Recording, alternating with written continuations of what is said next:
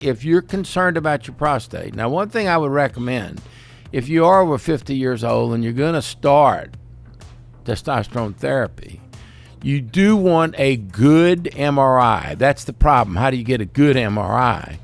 Well, who's ever going to do your MRI, you better ask them, are they reading about 1,000 of them a year? Or they're not. First of all, you're not going to get a good one, and secondly, it's going to be read poorly. That's a problem. But as you well know in medicine, you know, the last guy in medical school to graduate, they still call him doctor. But I mean, you know, you gotta.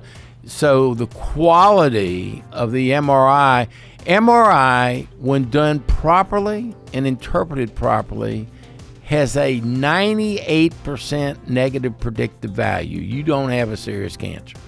Now, most of the time, what we see is itis, and then the second thing we see is a big gland. It's common. It's extremely common. So usually these guys come in here and they've had 12 needles, 24 needles, and they're just going to have a big gland. And many people walking around in the male population over 50 have got BPH, benign prostatic. Gee, I would say, golly, it's got to be pretty high. It's going to be at least 60%. I said not higher than that.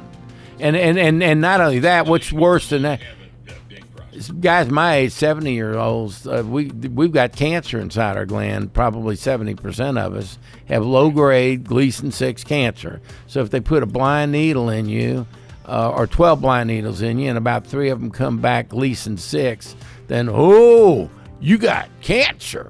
I mean, you know, well. Oh, and nobody wants to hear that, do they? And not only that, Gleason 3, in 2012, it was published that Gleason 3 no longer acts like cancer. So they went back and looked at 26,000 men that had their prostates out for Gleason 6. That's 3 plus 3. None of them had metastatic disease. There's never been a documented case of metastasis with Gleason 6. So why are we treating that?